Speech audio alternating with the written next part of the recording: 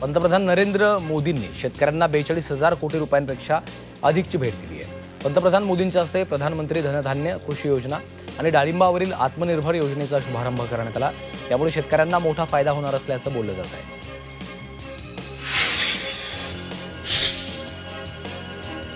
दिल्लीमध्ये भाजप कोर ग्रुपची बैठक झाली आहे। जे.पी. नड्डा यांच्या निवासस्थानी ही बैठक पार पडली।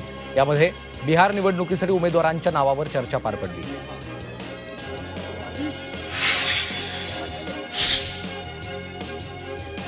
बिहारमधल्या जागा वाटपावरून एनडीएमध्ये बैठकींचा सिलसिला सुरू आहे। चिराग पासवान यांनी पक्षाच्या संसदीय मंडळाची बैठक बोलावली। उमेदवारांच्या नावावर अंतिम शिक्कामोर्तब होण्याची शक्यता आहे। राजस्थानमधल्या अलवरमध्ये खुनाच्या घटनेवरून मोठा गोंधळ झाला। अन्य समाजातल्या लोकांनी मारहाण करून हत्या केल्याचा आरोप हिंदू संघटनांनी केला। सिर तन से जुदा असे नारे देत हत्या करण्यात आल्याचा आरोप केला आहे। पाकिस्तानात गाझाच्या समर्थनार्थ आंदोलन करण्यात आलं। तेहरीक-ए-लब्बैकनं हे आंदोलन केलं। यात लाहोरसह अनेक शहरांमध्ये हिंसाचार उफाळलाय। यात पोलिसांच्या गोळीबारात अनेक जण जखमी झाले।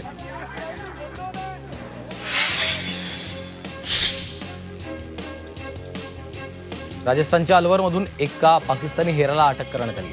मंगत सिंग असं अटक केलेल्या हेराचं नाव आहे। मंगत सिंगवर आयएसआयसाठी हेरगिरी केल्याचा आरोप आहे।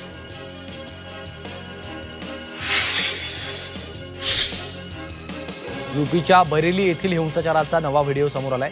आंदोलनादरम्यान जमाव बेकाबू झाला होता। या प्रकरणात आतापर्यंत 88 जणांना अटक करण्यात आली आहे।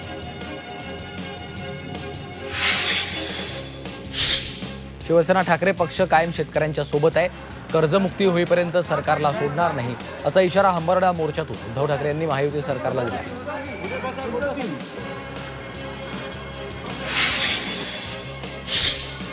शेतकऱ्यांना हेक्टरी 50,000 रुपये द्या, हंबरडा मोर्चातून उद्धव ठाकरेंनी सरकारकडे मागणी केली। अन्यथा शेतकऱ्यांना आसूड हाती घ्यावा लागेल असा थेट इशारा ठाकरे यांनी दिला आहे।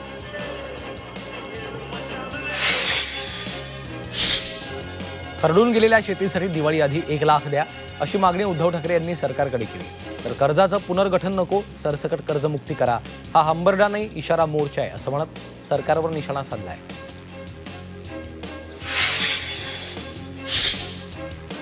कायद्यामध्ये तरतूद असताना विरोधी पक्षनेतेपद निर्माण केलं जात नाही, पण कायद्यात नसताना 2 उपमुख्यमंत्री पदं निर्माण केली जातात। का केली असा सवालही उद्धव ठाकरेंनी सरकारला केला। कायद्यामध्ये तरतूद नसताना नेमणूक झालेले उपमुख्यमंत्री पद काढा असंही त्यांनी म्हटलंय।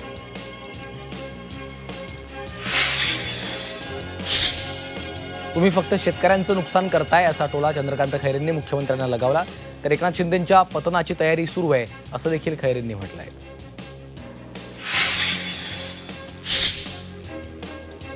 शिवसेना ठाकरे पक्षाची भूमिका राजकीय अशी टीका सुनील तटकरे यांनी केली। उद्धव ठाकरेंच्या कल्पनेपलीकडे पॅकेज जाहीर केल्याचं म्हणत तटकरे यांनी ठाकरेंना चिमटा काढला।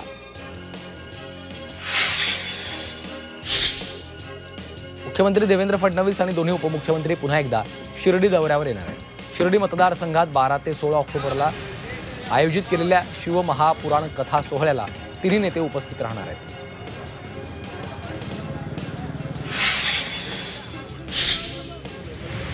उपमुख्यमंत्री आणि पुण्याचे पालकमंत्री अजित पवारांनी खडकवासला परिसरातील अहिरे गावात विकास कामांची पाहणी केली। यावेळी त्यांनी अधिकाऱ्यांना सूचना दिल्या आहेत।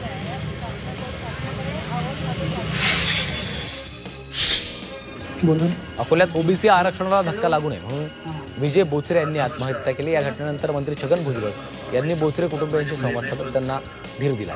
तर ओबीसी हक्कासाठी लढा सुरू राहील असा विश्वासही छगन भुजबळ यांनी त्यांना दिलेला आहे। जरांगींनी विष्ठा खाल्ल्यानं त्याच्या तोंडातून विष्ठाच बाहेर पडते अशी घणाघाती टीका ओबीसी नेते नवनाथ वाघमारे यांनी केली आहे। अकोल्यात संग्राम जगतापांविरोधात पोलिसात तक्रार करण्यात आली।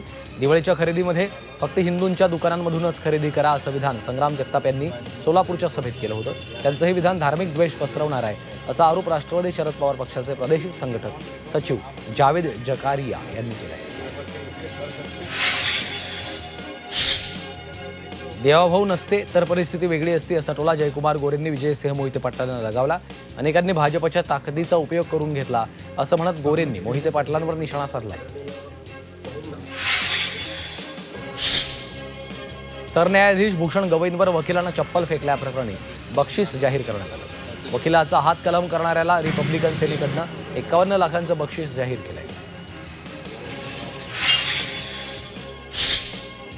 पंतप्रधान मोदींच्या शुभ हस्ते प्रधानमंत्री धनधान्य कृषी योजनेचा शुभारंभ झाला। या योजनेतील महाराष्ट्रातील चंद्रपूरसह एकूण 9 जिल्ह्यांचा समावेश करण्यात आलाय। या योजनेसह दलहन आत्मनिर्भरता मिशनचा देखील प्रारंभ झाला।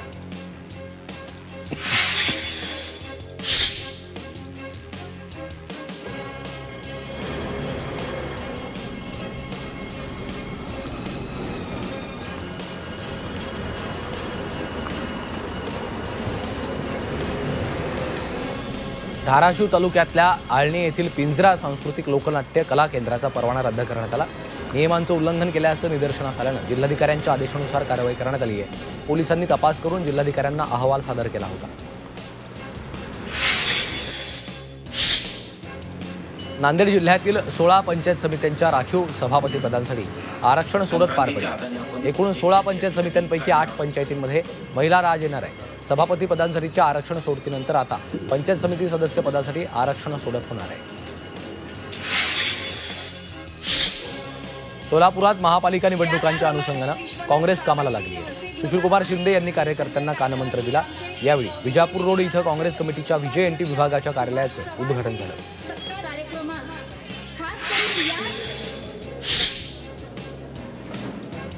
वाशिमच्या मालेगावात तहसील कार्यालयात झालेल्या तालुकास्तरीय आढावा बैठकीत आमदार भावना गवळी यांनी प्रशासनावर कडक शब्दात नाराजी व्यक्त केली।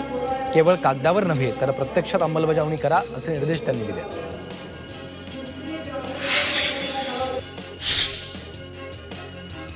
अकोला जिल्ह्यातील आलेगाव इथं ओबीसी आरक्षणासाठी बलिदान देणारे विजय बोचरे यांच्या कुटुंबियांची प्रकाश आंबेडकरांनी भेट घेतली आहे। या भेटीदरम्यान त्यांनी बोचरे कुटुंबियांचं सांत्वन केलं।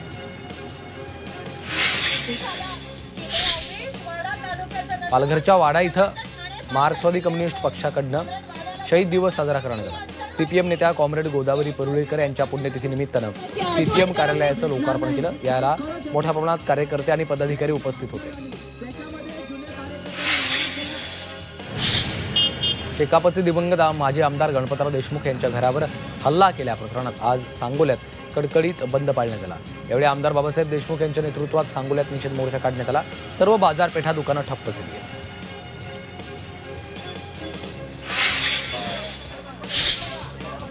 सांगोल्यातील शेकाप कार्यकर्त्यांनी तहसील कार्यालयावर मूक मोर्चा काढला। भाजपच्या पक्षप्रवेश रॅली दरम्यान काही हुल्लडबाजांनी दिवंगत माजी आमदार गणपतराव देशमुखांच्या निवासस्थानी दारूच्या बॉटल्स फेकल्याचा प्रकार घडला होता। या घटनेचा निषेध करण्यासाठी आमदार बाबासाहेब देशमुख अनिकेत देशमुखांच्या नेतृत्वाखाली मोर्चा काढला।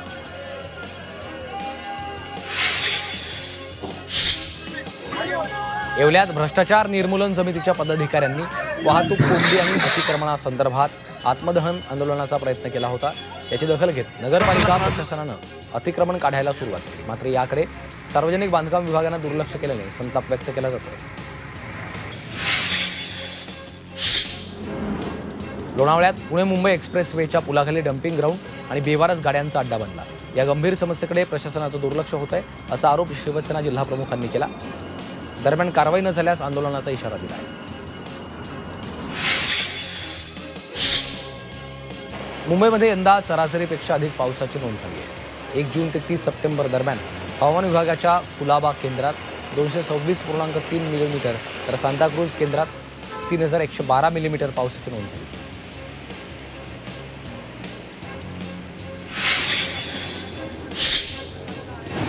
इगतपुरी तालुक्यात विक्रमी पावसामुळे दारणा धरणातून सलग 113 दिवस विसर्ग करण्यात आला। तब्बल 19 जूनपासून ते 9 ऑक्टोबरपर्यंत सातत्यानं पाणी जायकवाडीकडे सोडण्यात आलं। हंगामात झालेल्या 29 TMC पाणी एकट्या दारणा धरणातून सोडण्यात आलेलं आहे, तर गंगापूर धरणातून 12 TMC पाण्याचा विसर्ग करण्यात आला। नाशिक जिल्ह्यातील धरण क्षेत्रात विक्रमी पाऊस झाल्यानं जलसाठा 100% भरला। साताऱ्यामध्ये बिबट्याचं दर्शन झाल्यानं खळबळ उडाली आहे। पर्यटक आणि वाहन चालकांमध्ये भीतीचं वातावरण आहे। वन विभागानं नागरिकांना आणि पर्यटकांना रात्रीच्या वेळी एकटे प्रवास करणं टाळावा, तर वाहनाचा वेग कमी ठेवावा असा सावधानतेचा इशारा दिला आहे। पुण्याच्या आंबेगावात अवसरी खुर्द परिसरात बिबट्याचा वावर पाहायला मिळाला। शेताच्या बांधावर संध्याकाळच्या सुमारास शेतकऱ्याला 2 बिबटे दिसले, त्यामुळे शेतकऱ्यांमध्ये भीतीचं वातावरण आहे. त्यामुळे या बिबट्यांना जेरबंद करण्याची मागणी केली जाते. येवला शहरातील शेवाळे वस्तीत कोबरा आढळल्यानं खळबळ उडाली आहे. सर्व मित्रांनी पाचारण करत कोबऱ्याला रेस्क्यू करत सुरक्षित जंगलात सोडलं.